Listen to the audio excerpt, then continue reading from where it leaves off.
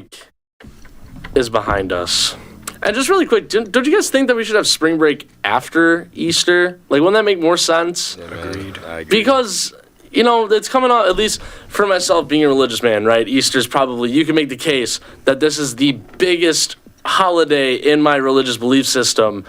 And less than 24 hours later, I have to be back in class. So if we're going to talk about the concept of spring break, don't you think that maybe, just maybe, we should be able to have a couple days off after that weekend? You know, we're meeting with family, hanging out with friends from back home. And then next thing you know, I'm back in jazz band Monday morning, right? So welcome to Hawk Talk here on 91.7 The Edge, WSCW Whitewater. I'm Sam Strash, for those of you who have forgotten. Nick Demos, Brendan Don, Levy, Nazir Spencer, Jalen NB, and Michael Vandershoot back here with us on this fine, cool, chilly, windy, rainy, gloomy, crappy Monday afternoon. How are we doing today, guys? How was your spring breaks? Amazing. Great break. Good, brother. Yes. Brother. Excellent. Fantastic. Amazing, brother, in the words of Kendrick Lamar.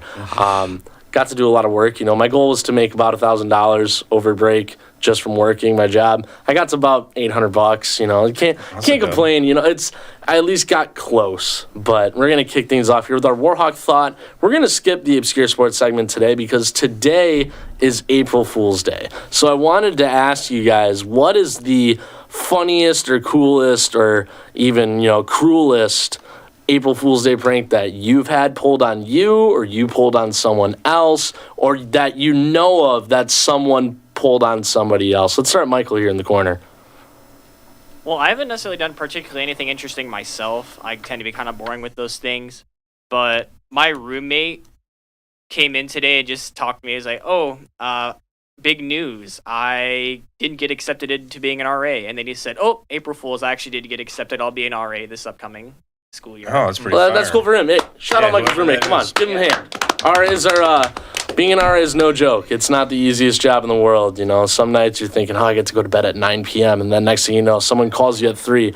Someone threw up in the hallway, right? So shout out to your roommate, Michael. That's a really cool achievement. Jalen, let's go to you. I don't really have too many. I don't think I remember I've done, actually.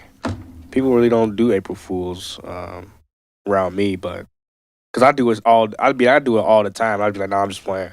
But I remember I told Every day is April Fool's Day. Pretty much, basically, when it comes to me, yeah. Oh, yeah, I said something about the Cubs signing Cody Bellinger in, like, November with my mom, and she thought it was true, but I was like, I'm just playing. So I didn't really do too much in April. Nazir, let's go to you. One time in high school, one of my closest friends, he wanted to pull a prank on his girlfriend, and he told her he was breaking up with her, and I went along with it. So she texted me, called me, like, spamming me, and was like, is it true? I'm like, yeah. And then, like, 3 hours later, like, April Fools. But it was really bad afterwards. Like, it was kind of sad, but, you know, is what it is. Yeah, sometimes they get kind of dark in the aftermath. High school moment. Yeah. That's just kind of how high school rolls, I guess. Yeah. Brendan, let's go to you. I've been trying to think all day about something that I've done in the past in April Fools, and really nothing's come to mind except I'll often fabricate some sports news, just being into sports and stuff. So I'll be like, you know, hey, X guy signed here, or someone had a season-ending injury or something like that. So been able to pull it off in the fast a few times, keep it going for the whole school day before eventually, you know, with everyone on their phones, everything they catch on. But nothing too crazy.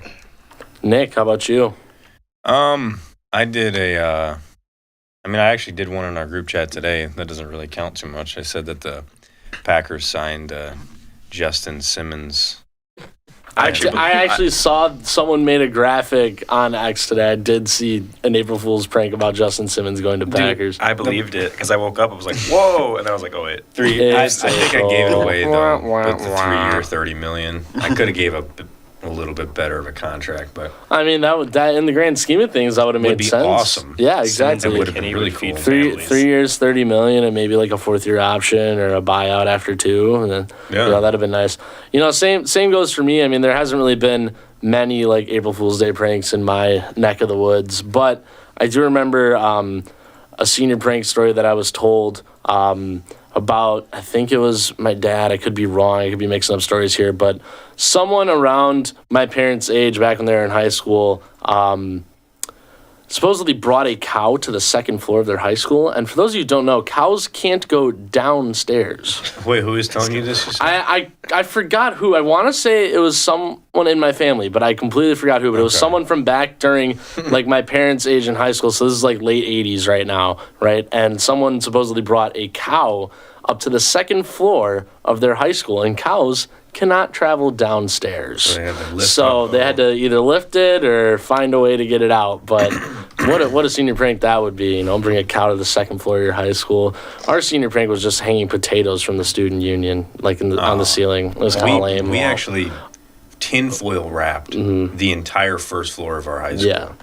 That we I know there was another prank we did or we're thinking about doing where we were gonna print off our old principal's like headshot just from like his professional headshot on the school website and just post it all across a blank wall near the student union, the Commons. But the ultimate senior prank was not having to go back to school after March 13th, 2020 though. So, that one will, Bang.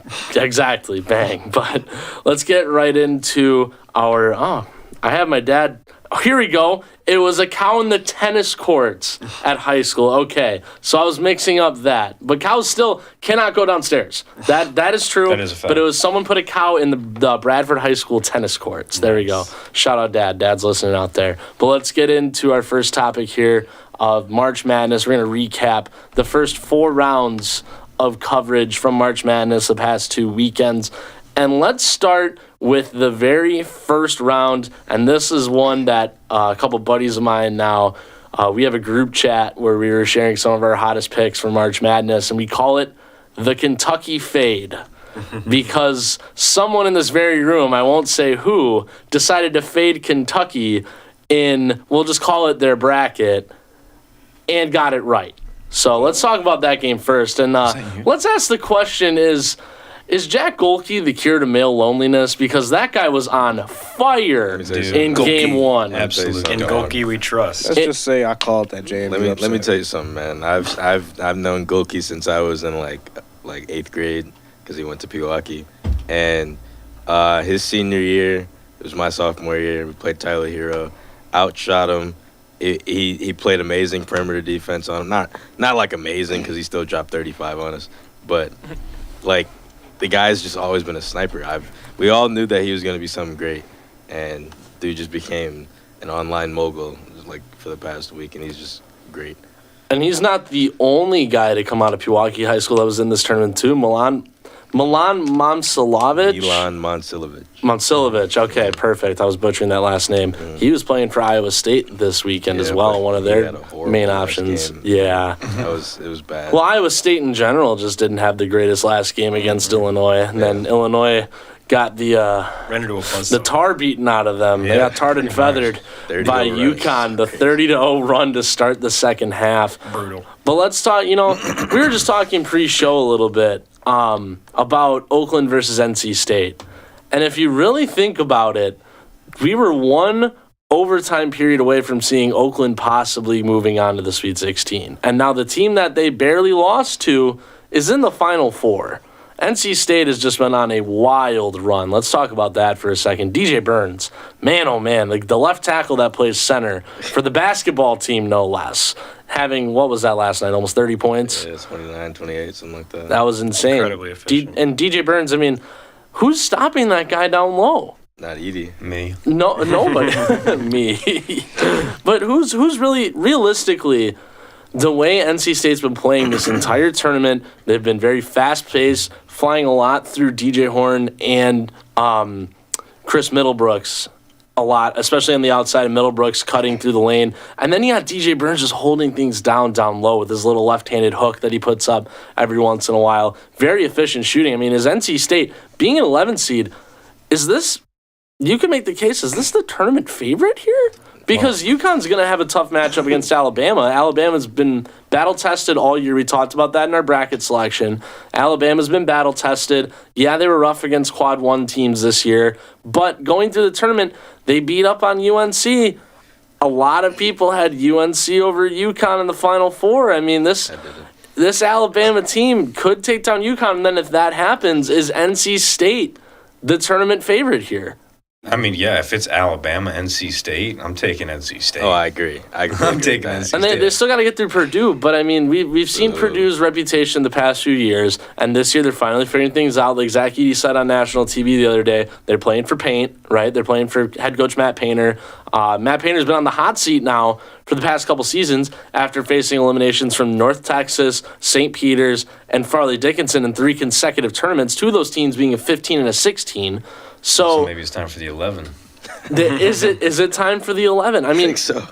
this Purdue team, they've been playing stout this entire tournament, right? And Zach Ooh, yeah, Edey, 40, especially in that last 15. game, the 40 ball right there. But he towards the end, airballing a free throw, going Yeah, he's 104 not from the that line in the good to last me, man. couple minutes, the last 90 seconds, not that trying to good to give that game back to Tennessee.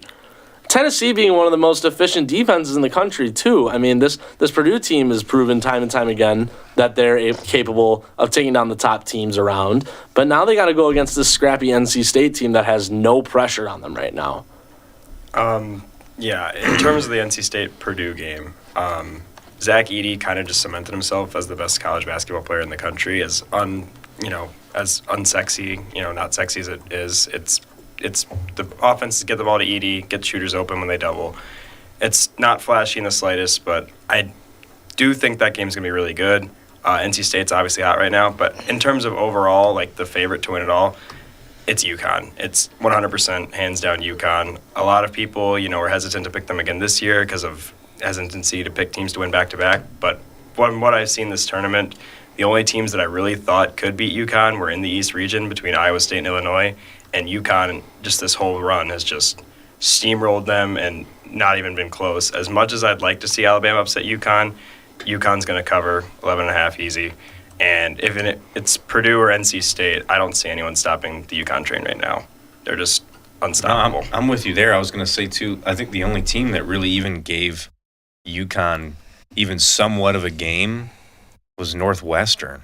Yeah, for like the first Which is 25 just minutes. weird because, I mean, in retrospect, what did they lose? I think I got it. 75-58 Yeah, was you that could- final 75-58 score. was And that the was final. that was And their lowest Northwestern margin of just a victory. real off shooting night, especially in the second half, going 37% from the field, only 26 from 3. Perfect at the free throw line. But you take a look at Northwestern's box score here. Boo Buie only had 9 points, 2 of 15 shooting that game. And Boo Buie and Ryan Langborg were really taking the reins for that team starting in round 1. And when those two guys only combine for 22 of your 58 points, you're not going to win against anybody, really. Let alone UConn. Let alone UConn, the consensus number 1 team, who, I mean, we saw a fake spread get put up between UConn and the Washington Wizards, minus 35. Let's be realistic. UConn would still probably lose that game. But UConn's still the consensus number 1 team here.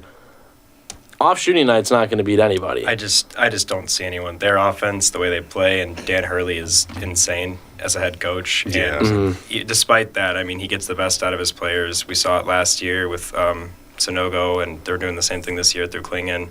As fun as it would be to see Bama outshoot them, and even on a good shooting night for Bama, I just think UConn just still wins by at least 15. It comes down to defense, and Alabama doesn't do that. That's what I was going to say. Who's going to play the defense against UConn? Because Alabama's not. I think NC State has a better chance of playing better defense than Alabama. I don't know if that's a hot take or not, but NC I don't really State's think that defense- is. their I'm rocking defense has NC been State, beautiful. brother.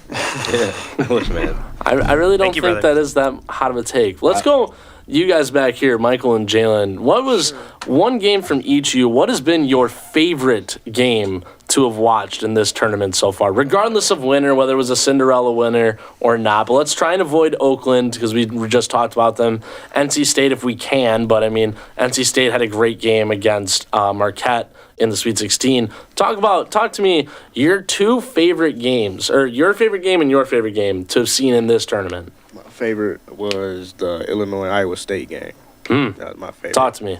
To see Shannon go off like that and all the allegations and things like that he has, for him to go off like that and to put up a fight with UConn in the first half, I mean, that's what I liked a lot about that game. So I really looked at Shannon a lot, and I like the Illinois-Iowa State game. 29 points, 10 of 19 shooting in that game, 4 of 10 from beyond the arc, also had 5 boards. Marcus Damask in that game also had a real rough night, 2 of 11 shooting, 0 of 4 from 3, and Damask is a guy who doesn't really take threes.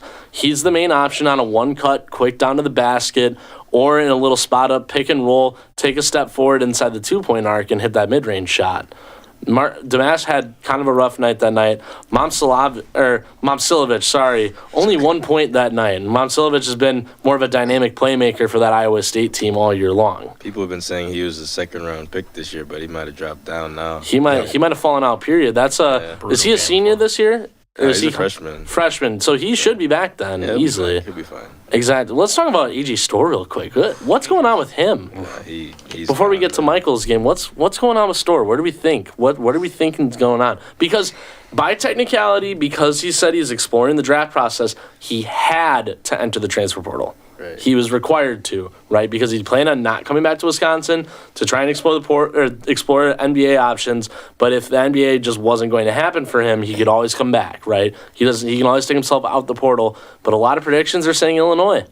That scares me a little That'd bit. be nuts. That'd be nuts. I can see it, but I don't know if he'll do that. I don't know why. I feel like he would go to Iowa or something. He's going to stay Big Ten. Texas. I don't think he even 100%. stays in college basketball. This has been a consensus, like one of the worst draft classes we've ever seen. Yeah, This is really, really bad. That's true. And AJ Storr being that athletic slasher archetype with a good three-point shot, lest we forget, I saw he could be a back-end lottery pick at his ceiling. I saw a post that was like comparing college players to current players or past players in the NBA, and I forget who's projected to be one. That's how bad it is, but it was his player type was Harrison Barnes. So it's not bad. This draft class is significantly worse than anything we've seen in the last 5 years. Well, you look right now, I mean, it appears that, just based off projections that we're going to have the Lakers, Golden State, and Houston right at that 12, 13, 14 range, the back end of the lottery.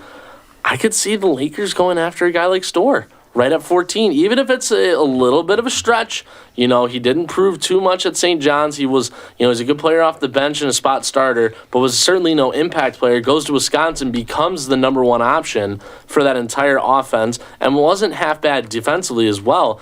I mean, you look at AJ Storr as his absolute ceiling is a guy with the play style. I'm not calling him this player, but a guy with the play style of LeBron James. And you still have LeBron locked up on the Lakers for at least one more year next year, correct me if I'm wrong. Yeah. So a one-year crossover of Storr and LeBron would only help his development. It's like having a backup quarterback like Jordan Love sit behind Aaron Rodgers for 3 years. He'd be nice on the Warriors, too. He would be great on the Warriors. Anyone who goes and plays with LeBron will leave and instantly be better. becomes better. 100%. Instantly. I don't think he goes that high though. I think it's. I agree. I think first he's round a little is plausible, but I'd say between 20 and 30. No, but even I'd then, say like 15 to 20. Yeah. 30? Maybe Really? not. That's what I'm saying. Like, his ceiling is a late end lottery Yeah, I feel like pick. he's a Tyler Hero type player who's going to get drafted like 14 or 15. That's like. I could see him going to like a middle of the pack contender. And even then, even if he doesn't go lottery, or especially, I think the Lakers would probably be the best fit for him for reasons I just explained. But even if he goes to a 20 through 30 pick, probably those are the better for top him. 10 teams in the NBA. Exactly. That's a perfect spot for him to be an instant contributor off the bench. Yep. And get yourself right into the role of that offensive scheme wherever team you are. I would love to see, let's say the Bucks at 25. I would love to see an AJ Storr off the bench for the Bucks. I've been seeing things about them drafting Edie.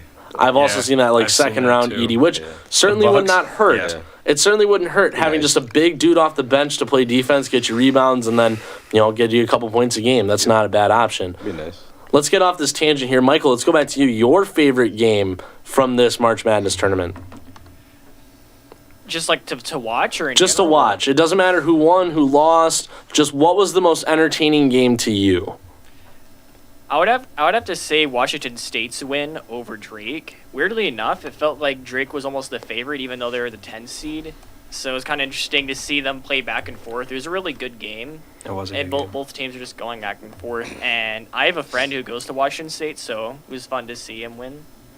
There we go. Washington State. Yeah, that was a game where it kind of felt like this was the guaranteed 10/7 game.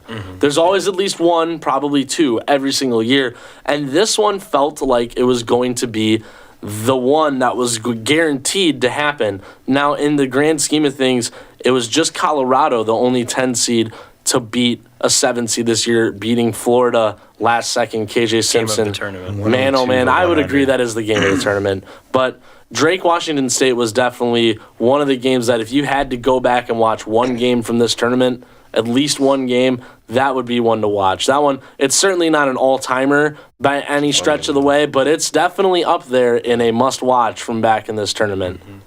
Yes, sir. You know, my pick's got to be Colorado over Florida. That's the game I got pulled up. That here. that was 100% my favorite game of this tournament. And granted, you know, my main bracket, my try-hard brackets, I had Florida beating Colorado or Boise State, whoever ended up coming out of that game, and then beating Marquette in the next round to Same. face NC State in the Sweet 16. But Florida, I mean, they're a sneaky team all year in the SEC, and then Colorado out of nowhere, like Wayne Clayton Jr., 33 points, 40% from three. 16 in the last 4 minutes. too. Exactly. So Wayne Clayton, funny story here. I was door dashing during this game.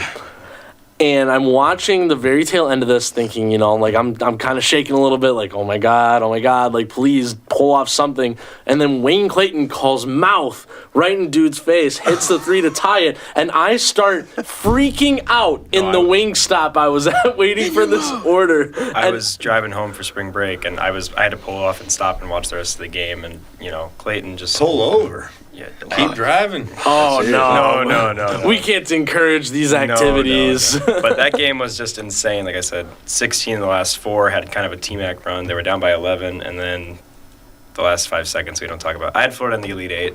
So I had the exact same thing you did. I had Florida beating Marquette, and Yep. then I had NC State, Florida with Florida And beating Florida NC State. beating NC State. So I was Same. I think I had that. I had that too.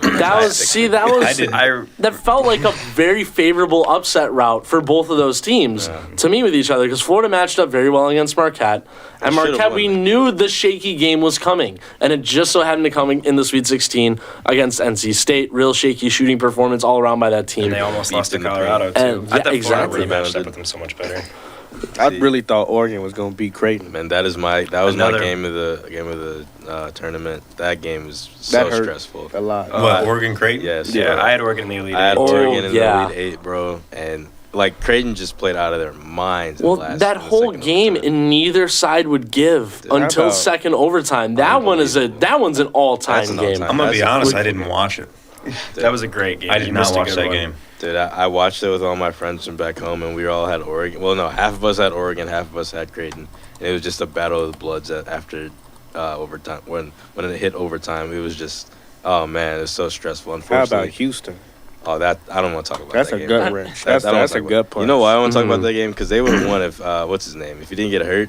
Oh my gosh, dude, Duke was so soft, bro. There's no they way did that not play a they. good game. There's no way that Duke should have won that game, bro. No, Sheed getting hurt just was brutal. Both their They defense. still had a Well, chance in the game. And They missed like after 4 free Sheed- throws. After Sheed went out, Duke instantly went on a run. That's what I'm saying. There It's was so pathetic. That was Jamal the turning Sheed. point in that game right there, and it was early in the first half. They would have won by 15. Was it? I genuinely believe that. I saw they had an update that Shed was gonna come back. You already said your favorite game. I'm I trying to. kind I of was figured tired when of I saw this the ankle Okay, injury, I that's was right. like, nah, they's not coming back. Well, Jermaine Cousinard, in just 32 minutes of that game, which is wild to me. He only played 32 minutes, and most of them coming in overtime. 32 points, 13 of 33 shooting. He took 33 shots that game. I think Really trying to just backpack that team. Crazy 6 of goodness. 12 from 3. And then Infali Dante, man, that guy on the boards, 20 rebounds in that game. Stalwart defensively, 2 blocks, 2 steals, and still had 28 points. I mean, Oregon, we want to talk about underseeding teams. This Oregon team was underseeded by a lot. massively. And They were injured, and so they were just lowered. After that and Creighton, I mean, this is a matchup that should have happened in the Sweet 16, let alone maybe even the Elite 8. I'm glad we got it early though. Yeah, it kept things entertaining, kept things going. Nick, let's get you a favorite game real quick. One of your favorites to watch. Yeah, I liked this just this past weekend. I watched Clemson, Alabama. Dude, I thought it was a really good game. It was close the entire game. It would go to like a 9-point lead, and then it would switch. Excuse me, and it'd go to like an 8-point lead other way. I'll just be completely honest. I did not watch a ton of March Madness. I was just working all break, and Can't blame you. whenever man for I getting got his the money up. chance, I watched a good game anytime I put it on. I watched Clemson, Bama. I watched Illinois, Iowa State. I also watched. I did watch that bad game, San Diego and UConn. San Diego State, UConn. I did. I'm sorry, That was brother. embarrassing. I forgot he's a big Yeah, it's San okay. Diego guy. It's okay, man. I knew that was gonna happen. Though. But UConn's just a buzz. yeah, I mean, I don't know. You have to look though. Like, there's no way UConn doesn't win all of the. Like, am I wrong to say Not that? unless No, Alabama you're shoots not wrong. 45% from three again. I just don't see it happening. Like this might be one of the 100% best agree. teams we've seen in recent history for a 1 seed. There's so much NBA talent in that team. A ton. And the Yeah, coaching is so just loaded. next level. I said the same thing about Kentucky though, so I don't know. Anything could happen. Calipari, can we have a conversation about Calipari and not being that great of a head coach? He's a fantastic recruiter. And he's 2-7 in his last 9 But his- I'm SEC with you, tournament brother. and His- March Madness tournament His track games. record as a head coach, and this is coming from a Memphis Tigers basketball fan, so saw him in Memphis with Derrick Rose before he went to Kentucky. He's a great recruiter, probably the best recruiter of all time, but he's not a great coach. And this one and done mentality isn't working for Kentucky. And it doesn't matter how much NBA talent you produce, they're not going anywhere in the tournament. The best team that they really had was the team that lost to Wisconsin. But since then, I mean, just back to back, just years, just brutal first round upsets to St. Peter's 2 years ago, Oakland this year. Just at what point do we need to start having the conversation? Is Calipari like? I'm not sold on him as a head coach. At all. Well, the problem is, and I agree with you that maybe it's time to find other routes other than John Calipari, but there's two problems here. Number one, John Calipari is a world-class recruiter. Hands down, I agree with that. And therein lies the issue, is if you lose Calipari, you lose probably the basketball program. It never returns to the glory days of Karl Anthony Towns, Anthony Davis, Devin Booker, all the Harrison Harrison brothers. twins. I mean, it never goes back to that point again. Just And Maybe second Grayson off- there, just not as a head coach. He's just, I don't even know. His in-game adjustments are just not great. I mean, Rotations they are should have kinda done so sloppy. much more on Golke than they did, and to let him get as hot as he did, and just And see, what NC State did great against Golke is the entire game. It didn't matter what four of the guys on the floor were doing. For all, I mean, how many minutes are in overtime? So we had 60 minutes of basketball roughly? In all about 60 minutes, the entire hour of that gameplay. Didn't matter what four of those guys were doing. There was one person that if Jack Golke was here, he was looking here. It was kind of. And if Jack Golke was here, he was looking here. The entire game. And Golke still dropped 20 on them. I mean, there really wasn't much you could do to stop the guy with the hottest hand in the country, but NC State proved to John Calipari this is what you needed to do to stop this guy. And they still had guys like Trey Townsend available as second options that, I mean, Townsend... still put up 30 that game. Exactly. Golke in that game, where's his stat line in the end? Golke 22, and then Townsend was leading scorer at 30. I got one more quick game that I wanted to talk about, and it was the Houston's versus A&M game. That was a really, really good high scoring game. 195. The only thing that bothered me that game was how they win by 5, but their percentages were so different from shooting. Houston's was 51.5% and A&M was 38.7. It was still a 5-point game, so it kind of scared me. I knew Houston was gonna fall after that, but yeah, still, they tried to hand that game to A&M. they did. And likewise, with Purdue against Tennessee, Purdue tried to give Tennessee every opportunity they could give them in the last 2 minutes of the game, and still ended up winning by 6 in that one. Let's really quick, just out of the Final Four teams, we'll start over here with Nick. Who's your champion? Champion's going to be UConn, but I'm praying that we get a Bama NC State championship game. That would That be would really be so fun. much fun to watch. But no, I got Purdue, UConn. UConn's going to win that game convincingly. I think Bama NC State would end all the world's problems It would. if we got that. I'd be so happy. But to my point earlier, UConn beats Bama by 15 plus, and then they'll probably end up playing Purdue. If NC State does make it, I'm sure the entire country will be rooting for NC State. But UConn against Purdue or NC State wins by 20 plus still. I think Bama's the only team that can really give them the best game, and that's just because of how offensively strong Bama is. I got a weird one. I got UConn versus NC State. I got NC State winning Hey! by two. I would love to see it. By two. Hey! Only love by it, two. brother. Like a last second shot type thing. DJ Burns buzzer beater. Oh my goodness, that would break Feed the families. internet. I'd be there to see it. He'd have offers from the NFL and NBA. Probably. Jalen, let's go you. It's probably gonna be UConn and Purdue for me. I believe Purdue does match up well with UConn, in my opinion, because they have the size to be able to match up well inside the paint as well. Somewhere else though. But Everywhere if it does come down to it, I just feel I would give the edge to UConn because they actually just had more of a dominant run. But I can't sleep on Purdue anymore. So. I feel like it's now or never for Purdue too. Yeah, It I has to can't be. sleep If, on It Purdue if has right to. this Your last isn't year the with the championship year, I don't think there is one under Matt Painter. Let's go, Michael here. Michael, you're national champion. In total, I think I made 5 brackets for March Madness. One of them I had UConn, and one of them I did have NC State win the national championship. Wow. There we So- go. So I think we'll leave What it did at that he as know? national What was championship he match. cooking? What were you cooking? That wasn't the What does bracket he you made know? in class, was it? Oh, I knew it was gonna be one of those teams, either NC State or Texas Tech, that goes far. The one in our class, I did brutal on. Like none of my teams that made to the Final Four made it past the first round. Oh my gosh. I got 3 out of the Final 4 correct. Nice. But I didn't have NC State in it though. The last time we saw a back-to-back national champion. Well, real quick, Michael, which of those two teams? Which one do you really think? I'll take UConn. It's the safe. It's the safe play.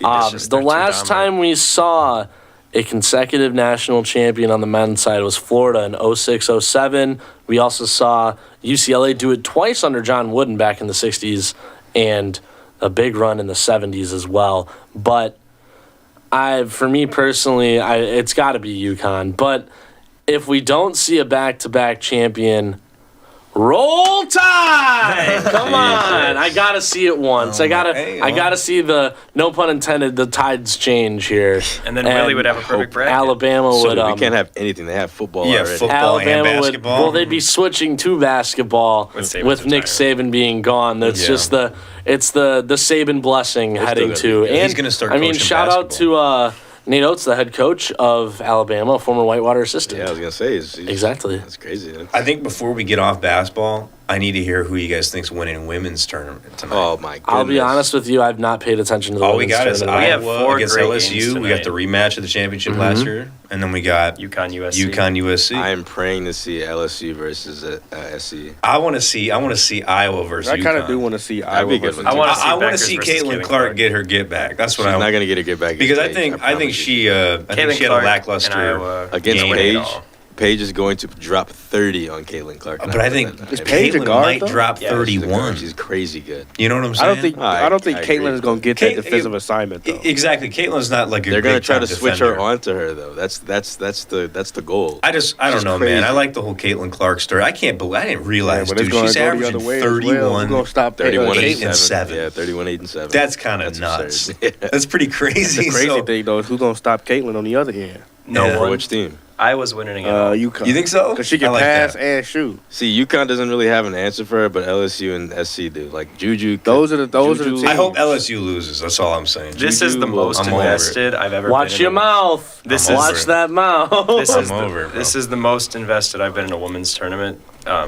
I can comfortably say ever. The overall talent in the women's tournament now. I mean, these 2 games tonight I'm actually really looking Yeah, forward to they're gonna watching. be good games. Juju Watkins is incredible. I love what I see at LSU from Johnson and Brees.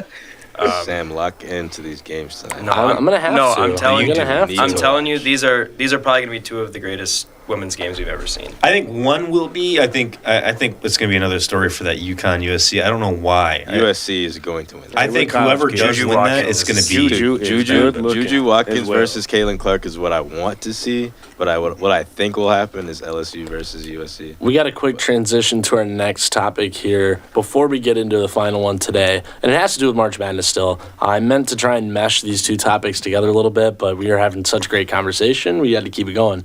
You guys obviously know that NIL money is a real thing now, and teams can, pass up on other teams. It's like free agent signing now. It really is when it comes to getting commits out of high school. And it's not just football, it's basketball too.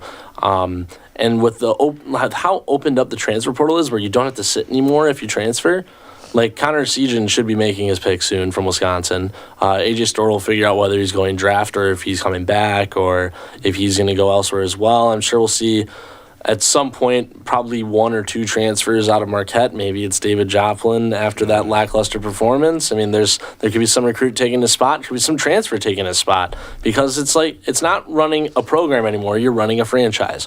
So in that case, it's obvious the bigger teams, the Power Fives, have a little bit more power when it comes to this.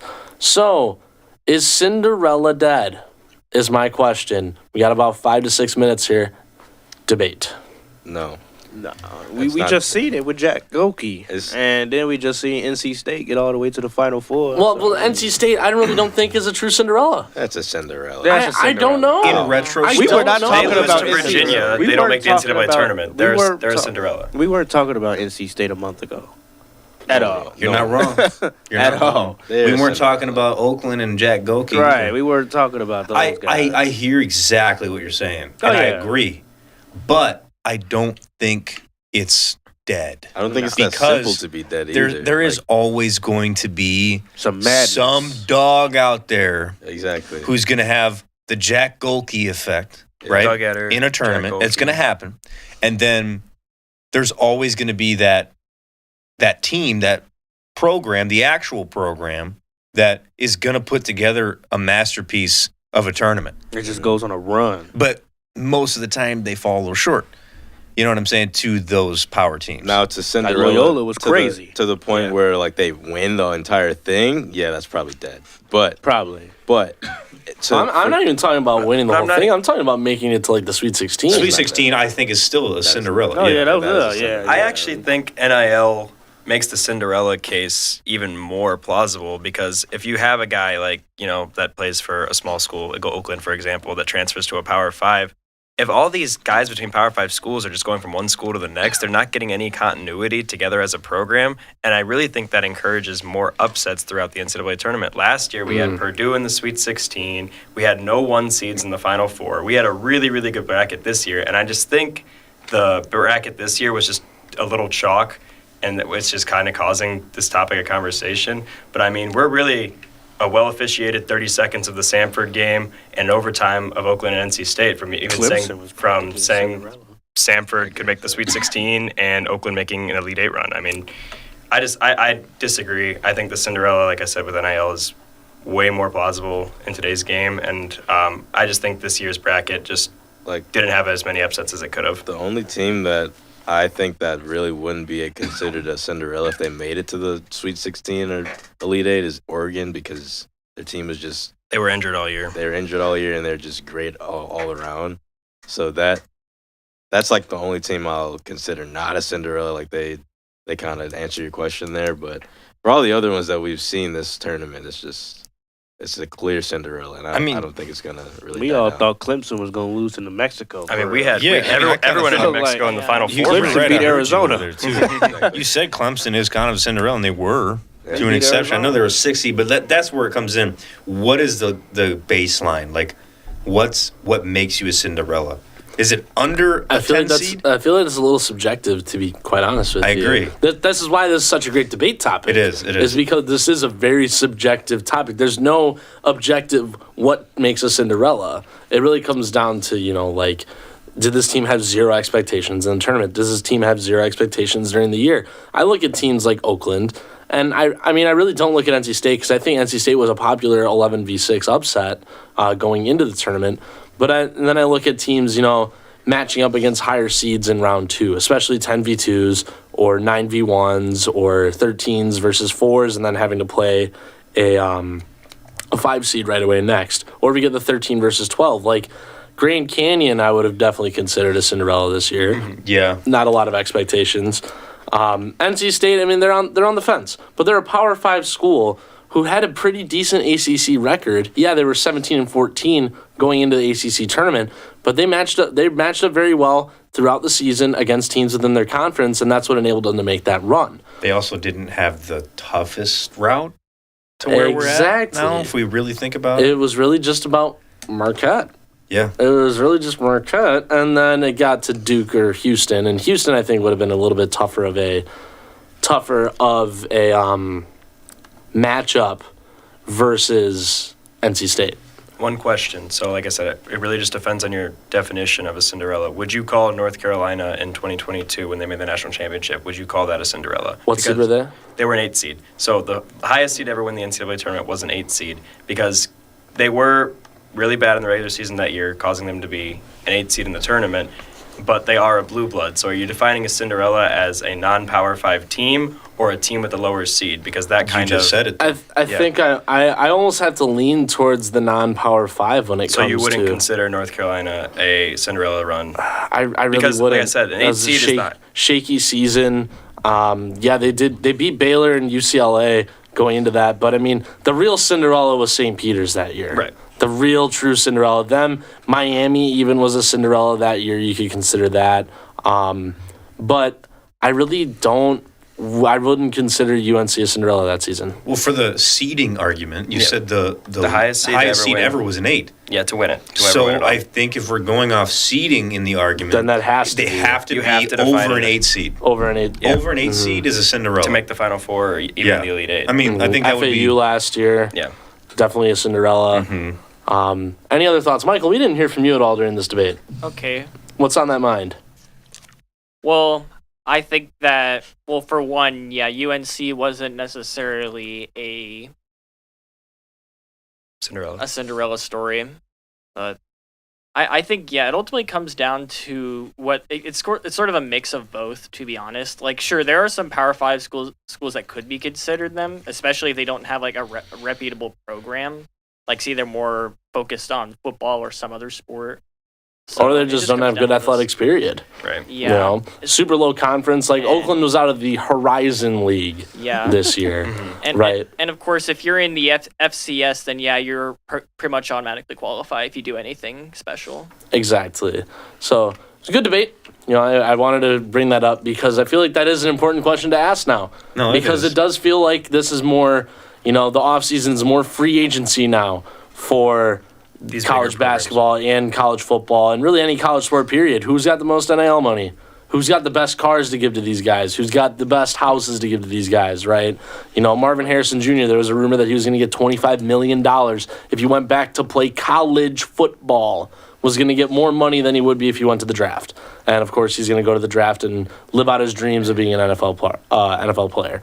So let's go into our final topic here. This one we did last year on my show. It was called the Way Too Early MLB Awards, right? And I asked you guys to come to today's show with your picks for all of the big American League and National League awards, such as MVP, Manager of the Year, Cy Young Award winners. I did say in the text chat, because I forgot to include this in the email today, to come with your Rookie of the Year candidates as I well. was going to say that one. Yes. I like that one. And your pennant winners, your American League and National League champions, as well as who wins that World Series matchup, champion versus champion. I'll take the reins on this one to start. We're going to go around each, just quick little blurb on each player. We're going to start at the American League MVP spot, and if there's a little bit of debate, we'll go into a little bit of debate, but I'm going to try and moderate it as much as possible because we do only have about 12 to 15 minutes to talk about this. Let's go American League first. This is the year of Julio Rodriguez. This has to be. You look at the Mariners team as a whole, because it's not just the player that they take into consideration for these awards in any league anymore with respect to the other 4 North American pro sports, but I feel like this has to be the year of Julio Rodriguez. He's poised to come off of another strong season last year, and in year 3 now with the Mariners, a team that's playoff hungry once again. I got to ride with Julio this year. Let's go to Michael. I don't know if that's exactly who I had. I'd be inclined to agree with you. I have Julio Rodriguez winning it for the Mariners. I feel like that'd be kind of fun to see someone from the Mariners do something, have them make a run. Exactly. And then ideally, this means that Julio Rodriguez leads the Mariners back to the playoffs as well. Jalen, let's go with you, American League MVP. I'm rocking with Juan Soto right now. I like that as well. I do like that pick as well. Tell me why. Man is on fire right now. For him to put up the numbers he just put up against the Astros, and for him to get the game-winning hit against Josh Hader was pretty spectacular to me. And he threw out, what was it? Who did he throw out again? It was game one. It was Yeah, he made a play where he threw somebody out to basically win the game. Was it one of their younger guys? Probably like It was a Volpe or younger Oswaldo Cabrera? Yeah, something or- like that. Yeah, it was one of the, I think, randoms that got sent, and he got thrown out by a mile. No, but by- Astros player that got thrown out at home. Oh, Yeah, Juan shoot. Soto, My bad. Juan Soto made it my out. My by bad. assist. Probably like a McCormick or a Jake Yeah, Myers. I think or it like was that. Chas McCormick. Yeah, Juan Soto had gunned him out and ultimately won him the game for that. Keep with his forgetting arm. Soto's So a Yankee now, man. He- That's crazy. scary. So he's That's doing it scary. with his bat and his arm. So I got to give it to him right now. Nasir, American League MVP. American League MVP. Ah, man, I was gonna do the NL. Yeah, I'll do Juan Soto for that one as well. I kind of took the words right out of my mouth with that one, but I was gonna do the NL one, but that's another story. Brendan, I feel like I know where this is going. I am a giant Juan Soto fan, have been since his days in Washington. I love his eye, and he's actually swinging the bat this year and not just drawing walks. I'm a big Juan Soto fan. Well, they can't just pitch around him because if you pitch around him, you got to face Judge. you got to face Rizzo, Judge, And Stanton. you pitch around Judge, you got to face Rizzo. Yeah. And if you pitch around Rizzo, you got to face Stanton. So- And you can't pitch around Stanton, otherwise you give up a run. Exactly. So I love Juan Soto, always have. So as soon as he got traded to the Yankees this year, he was my pick. very protected lineup. Nick, American League MVP. I mean, I like your take on Rodriguez. I'm not super inclined with baseball itself, but I will say that I don't really know specifically too much about Juan Soto, which is kind of crazy because he's a huge baseball player. He's probably considered one of the best in the game right now. I'm gonna go with Rodriguez because the Mariners will make the playoffs this year. I do like that. I like that take. Let's go National League. I'll take my National League one, and then we'll go reverse order around the room. Mookie Betts has been lighting the world on fire since joining the Dodgers. And now he's playing a brand new position to the rest of the league, but he knows how to play a middle infield, and he plays it pretty dang good. Mookie Betts, especially if he finishes this year clean defensively or relatively clean defensively, I got him as my NL MVP, but I will admit he's very close with guys like Ronald Acuna, who I could see going back-to-back, or Matt Olson. He's led the league in home runs in his 2 years being with Atlanta. I gotta ride with my boy Matt Olson, but let's go Mookie Betts here. I feel like this is another one that this could be like a PR campaign MVP for Mookie Betts, like we saw Marcus Smart's PR campaign DPOY the other year. But let's ride Mookie Betts. Nick, let's go to you. NL MVP. Bryce Harper. I'm gonna rock with Bryce. There we Harper go. Coming off the That injury. that works for me. I That's do what like I Bryce. You took my pick. I got to go with Mookie as well. I love Mookie Betts. Tremendous, severely underrated as a defender, and everyone knows what his back can do. So I got to go with Mookie in the National And League. it's like we were talking about with Juan Soto, very protected lineup. You pitch around him, you got to pitch to Freeman. Or then you got to Shohei pitch or- to Shohei. Then you got to pitch to Max Muncy. Then you got to pitch to Gavin Lux when he's healthy. Will Smith. Like this team's got a lot of guys. James Outman. You have James Outman batting as your 8th hitter, and your 1 through 7's already electric. So That Dodgers lineup is just absurd. let's go paid Nazir. You gave me Bryce Harper, dude. This dude is on another level. I don't know. I just don't see him not having an MVP caliber year this year. I mean, he came off that injury, right? Tommy John. Yep. Yeah. So he's, We'll talk about the Phillies a little bit later too with our World Series picks, won't we? Uh-oh. Let's go Jalen here. NL MVP. And why is it Cody Bellinger? Nah, I would go Shohei Ohtani. Safe. Because Safe play. that's fair. safe play. I mean, even though he can't pitch, he's still getting done with his bat. So that's my opinion. Michael, your National League MVP. I will actually take Matt Olson. I like it. Yeah. So that's who I have. The Braves. He's arguably probably one of their best players. I know he gets a lot of home runs and stuff. And he's terrific defensively. And you look at his lefty-on-lefty metrics, too. Like, dude, your standard bringing from the bullpen to face Matt Olson is bringing a left-handed pitcher just because of the arm angle, not kind of fighting with the eyes up at the dish. But Matt Olson doesn't care about your lefty. He's going to hit tanks off of him. I'll have to keep an eye on Matt Olson. I don't know That too much dude, he's a about dog. He's, like, guaranteed 40 homers a season, maybe even 50. He had 50 last year, if I'm not mistaken, or I'll 2 keep an years eye ago, on him. maybe. But let's go Cy Youngs now, American League. I'll start, and of course we'll go Michael's way this time. Let's go Kevin Gausman of Toronto. And Kevin Gausman, it's interesting because Gausman started out his career pretty shaky with Baltimore and Atlanta, then goes to San Francisco, has an all-star campaign before San Francisco was in Cincinnati and was doing okay, and that's what got San Francisco interested. Now since joining Toronto, hasn't had an ERA over 3.6. And last year was a 3.1 ERA, finished third in the Cy Young voting, ninth the year in 2022, sixth in 2021, 3 straight top 10 finishes. This has got to be the year for Kevin Gausman. Let's go Michael here. I'll take a relatively safe pick and go with Corbin Burns. I like that. Contract year. Great debut. Need it.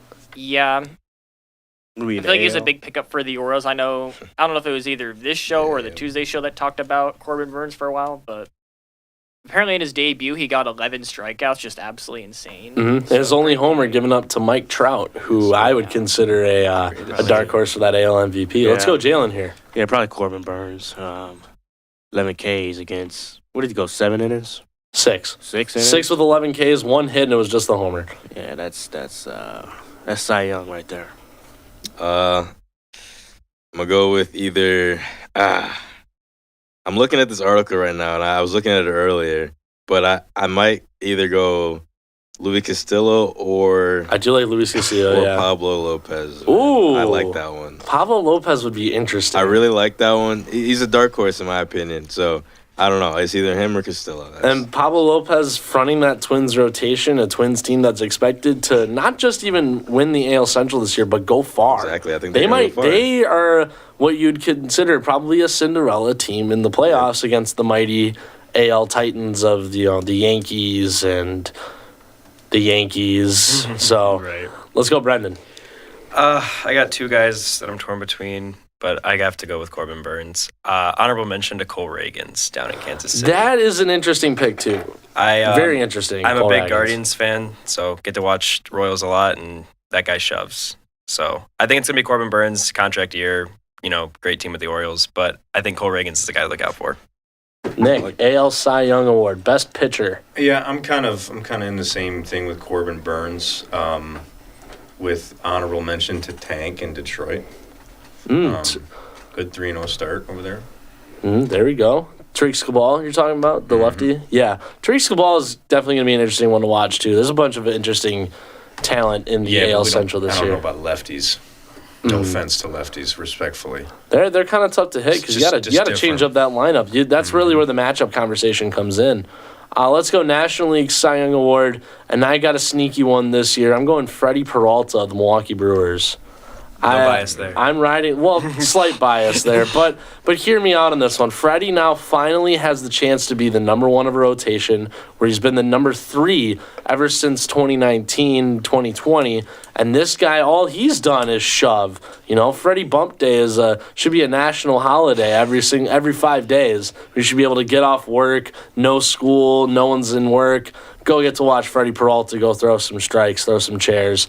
I do like Freddie Peralta this year for the Cy Young, though. He's turned more into a strikeout pitcher than he ever has been, which is kind of odd to say because he's only been a strikeout pitcher for much of his career. But ever since developing a slider to go alongside his curveball with a halfway decent changeup, a lot of velocity changes because his fastball's not the quickest in the game. But I really like Freddie Peralta this year. Nick, you're NL Cy Young. Spencer Strider. Good I'm gonna call. rock with that. Play it safe. Very good call. Spencer Strider, definitely a favorite. I'm going to take a Dodger, not named Yamamoto or Tyler Glasnow. Give me Bobby Miller. Holy. That's a take and a half.